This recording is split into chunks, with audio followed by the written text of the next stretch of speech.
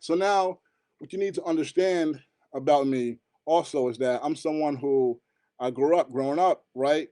My father always will point out to me how ridiculous it was that the best black athletes, right, in college football and basketball, and let's also, this is a $1 billion industry, right? Major college basketball and football is a major, uh, a a major. It's a $1 billion industry, and it is money making. All right, it's a big business. Okay, and the reason why it's a $1 billion business is because the best football and basketball teams. All right, people want to see this, and it's a big money maker. You have all these television networks who are giving big money to these college football conferences and these universities to air their games, right? And so you have right now, when you look on television, all of the major college football teams are predominantly white institutions, right? That's what they're called, predominantly white institutions. And so as a kid, right, and my father went to Florida A&M and HBCU, and so he would, all right, take me every fall. Grambling University would come to New York City. First, they would come to Yankee Stadium, right, Grambling, and they would play Morgan State every year for a while. And then other HBCUs would come as well, right, and play Grambling. And so I would go every year, and that was something that I loved. And then eventually they moved to Giant Stadium in New Jersey that game, and so my dad would take me every year and all that. And one year I even met Eddie Robinson. If you don't know who Eddie Robinson is, he is at one point he was the most winningest head coach in college football. Period. All right, he retired as that. Okay, and he spent his whole career as the head coach of Grambling. Right, and as I see my boy, what's up, D? He says, what's your opinion on of the end season tournament? Does that championship hold any weight? You know, right now I got more serious issues. All right, uh, so Dion, I mean, so HBCU is going to that game at Giant Stadium and at Yankee Stadium. The biggest thing about an HBCU football game, right, is that everybody who knows anything about HBCU football that goes to any of the games, like the biggest, like the running joke is that the real game is the halftime show, right? Because these schools have great marching bands and they are very exciting and they're entertaining. And in fact, they're more entertaining than the football games. And that's because the best black athletes, or the best athletes in our community, are not going to HBCUs. So anyone who is a real serious sports fan wants to see the sport played at the highest level. All right. So what you have with the HBCU teams, you have like the third and fourth rate athletes at these schools playing for these football and basketball teams because the best black athletes are running to these predominantly white institutions. All right. Even though there was once a time, all right, not too long ago, when none of these athletes were allowed on any of these football teams. Okay. And the only reason why they were eventually is because these predominantly white institutions, all right, they understood that without these top black athletes, they had no chance of winning anything. Okay. So then they started to let some in. Okay. And then when that happened, all right, all the top black athletes, they all started running into those schools, right? And so, all right, look, I get it. Like, they, first of all, before I get to that, so like one of the things that, and then myself being from New York, all right, New York City, Harlem, and going to those games, that really made me want to go to an HBCU, all right? It really did. I was from New York, big city. I wanted to get away from New York, all right? I wanted to get out of town, all right? And I wanted to have that experience. I wanted to, go south a little bit. So I didn't go that far down. I went to Virginia, Norfolk State University, right? And as a kid, one team that would come up to play Grambling here in New York City was Hampton. Hampton are the rivals to Norfolk State University, right?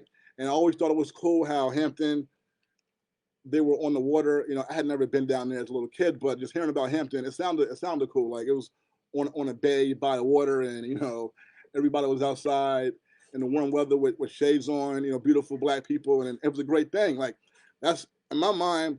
That's what it was. So I wanted to, go to a HBCU, preferably Virginia, I guess, right? All right. So then, but I grew up playing baseball. Baseball was my main sport. If I would have gone anywhere in the sport, it would have been baseball. Hampton did not have a baseball team, so that was out of the question. Because myself, all right, at the time in high school, I'm thinking I want to continue playing baseball. I want to play baseball in college. Hampton, no baseball team. That's out of the question. So my man, my brother, right, my best friend, my dearest friend Alex Celsus, he and his family would take me down to Virginia Beach, right, when I was in high school. About 2 or 3 summers we went there, and they had family in the area, Virginia Beach, and in Norfolk. They had family who went to Norfolk State and all that, and so I got to experience that. And so I ended up, yeah, taking the whole Black College tour thing in high school and all that. And eventually, I decided I wanted to go to Norfolk State. So that's how I ended up at Norfolk State HBCU. So it meant something to me to go to an HBCU, right? I could have gone to any college I wanted to, all right? Not saying I could have gone to any college, but I'm saying I didn't have to go to Norfolk State. I could have gone to a school like Norfolk State that wasn't a HBCU somewhere else, right? Because there's a lot of universities in the United States, right? Only a few HBCU. I wanted to go to an HBCU. So I went there. I could have stayed in New York, going to a CUNY, going to a SUNY, at least a SUNY, like I said, I wanted to get out of the city. So, like, it meant something for me to go to an HBCU. But it was always sad, right? Just being when you would be there at these games, these basketball and football games, and like you're at the games, and the games are boring as all get out because, all right, the people who are playing are fourth rate talent, right? And no knock to them, but that's what it is, okay? And what it should be is the best Black athletes should be at these schools. But look, I get it. I understand it. All right. Like I said, I know sports, all right, as much as anyone. All right. And you know me, then you know that I'm very thorough about this. So I get it. I'm not naive. I know why, the top Black athletes run to these PWIs. I mean, they all want to get to the pros, make money. Like, I totally get it. And I'm not knocking that at all. I'm just saying if people had some understanding and really thought about things deeply, all right, instead of just who won the game last night, then all right, there could be a shift, right? Because at the end of the day, college football and basketball, the big money makers are $1 billion businesses, okay, all right. So, but the thing with so it was always sad where you be at, and the thing is HBCU events, HBCU homecomings, they are huge parties, tons amount of fun. They're the hippest places to be. Okay, anyone knows, anyone who knows anything about HBCU life, HBCU culture, all right, knows that a big HBCU event, all right, is that's where all the style and grace is at. Okay, and you see our style copied everywhere in the world. All right, and so that's where it's at. So like why can't the best Black athletes, all right, go to HBCUs? But again, I get it.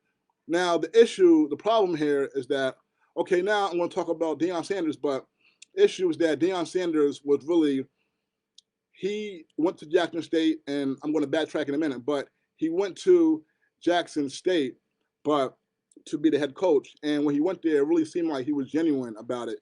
Like he really wanted to make a difference and wanted to change the hierarchy of everything I'm talking about right here. Like he wanted to change the hierarchy of college sports, right? Football and basketball, the two money makers, the $1 billion industries, right? And I was like, wow, because he was preaching that, and I was like, wow, this is something that I only thought was a dream, that the best Black athletes and their families and all that would really see that, hey, why are we all going to PWIs and making them a fortune? Okay.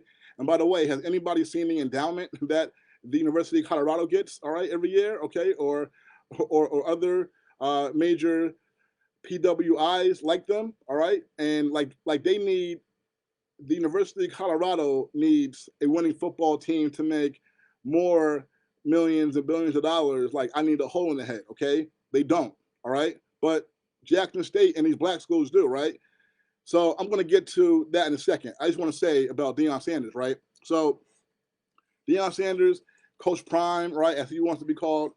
Okay, black folks love him. I love Deion Sanders. Like I said, there was no bigger sports fan than me growing up. All right, and Deion Sanders. All right, there's no way that you could not have been a Deion Sanders if you were a kid, a black kid growing up. All right, Deion Sanders was a great athlete. All right, a great athlete. He was the best defensive back ever. Okay, and he was someone who was probably the fastest guy that we've ever seen on a football field. He was also playing baseball at the time, right? He was playing football and baseball. That's something that you will probably never see again. A two-star professional athlete. And so to have a guy playing professional football and baseball was through the roof exciting and cool. And of course, it was not just him doing both, because there was another black star doing both who was overall better than Deion, which is amazing, and that's Bo Jackson, right? Bo Jackson was a legit all-star in football and baseball. Deion, all-star, like I said, the best defensive back in my mind ever. Baseball, he was good, but he wasn't the star that he was in football. He wasn't. He never made an all-star team in baseball. And in baseball, always seemed to me like he was very humble and all that. But football, he was Mr. Flash and dynamic. And yeah, and like I said before, I grew up a Yankees fan, a big Yankees fan. The Yankees is how I got into sports, my introduction into sports, all right? And Deion Sanders, okay, Deion Sanders was with the Yankees. That was the first professional team he played for, right? And so as a kid seeing Deion Sanders, that was very cool. I said before, I still remember as a kid watching Deion Sanders play against Bo Jackson, right? Kansas City came to Yankee Stadium, and the great Bo Jackson in that game hit 3 home runs against the Yankees, right? Okay? And then Deion Sanders comes up after Bo Jackson has already hit 3 home runs, and Bo Jackson is playing center field. Deion Sanders hits a line drive shot to center field. Bo Jackson is running, trying to track it down. He dives, and the ball goes past him. And Deion Sanders, with his great speed, rounds the bases, all right? And then it's a play at the plate. Deion's going for an inside the park home run. The throw is at the plate, and Deion, like, jumps over the catcher, all right? And like the catcher fumbles the ball. So Deion like jumps over the catcher trying to avoid the tag. And then, but he didn't touch home plate. So he's on the ground. So he's got to maneuver his way to tag home plate. And it was a bang bang play. He was safe, and umpire, called him safe, and Deion jumps up and he's fired up. This is young Deion, right? His first professional time, young Deion. I'm a kid watching this, right? I was a Deion fan from that point on. I was a Deion fan before that, like I said. So to see Deion do that, that was great, okay? He did not last with the Yankees, okay? As a kid, I didn't, I don't know why. I just see him going to Atlanta, all right? If you want to look and see how his relationship with the Yankees ended, then you can go see for yourself, right? So he is now with the Atlanta Falcons. Atlanta Braves baseball. All right. So he actually got a big come up because the Yankees were a last place team when he was playing for the Yankees. All right, late '80s or early '90s, 89 and 90. All right, Yankees were a bottom of the basement team. Okay, those are the Yankees that I grew up on. Okay, because you see some of the Yankee fans now, they swear they're Yankee fans, but the Yankees have done nothing but winning. So a lot of these people you see out here who claim to be Yankee fans, they're on the bandwagon. But we know how people love to jump on bandwagons, and Deion's Coach Prime bandwagon is one of them, which we're getting to right now. But yeah, those are the Yankees that I grew up on. The last place Yankees with Deion Sanders on there. All right. So I saw all that. Okay. And then, but he, like I said, he got to come up. He gets traded or gets his release and goes to the Atlanta Braves. He's playing football for the Atlanta Falcons, where he was a big star. And the Atlanta Braves were the team of the 90s. Okay. So beginning in 91, the Braves, right, they were like the first team to go from last to the World Series, right? And they're in the World Series. 91, Deion Sanders is playing in the World Series with the Atlanta Braves while he's playing for the Atlanta Falcons, right? There's been documentaries done on him, how he was playing in the World Series game one night and then flew out to back to, you know, wherever the football team was to play the next Sunday, okay, and vice versa, all right? So, I mean, nothing cooler than that, okay? And then Dion, all right, you know, it's not important. I'm just saying, I just want y'all to know, okay? I'm a Dion fan, but I'm not a shill, all right? A lot of shills out here who are Dion fans who look the other way. So I just wanted to establish that, okay? All right, and again, if there's anybody out there who will get upset, all right, any shills out there in the media, listen, like I told you, no one has done more than I've done on their own, all right, without any big, all right, media affiliation next to their names. I'm in the same place as these guys, and none of these guys, black or white, okay, man, woman, know more than I do. And if anybody ever wants to, all right, challenge me or any of that, I'm right here. And today I came to play, all right? So look, now the first thing that Deion Sanders, okay, so I've established all that. All right, so now first,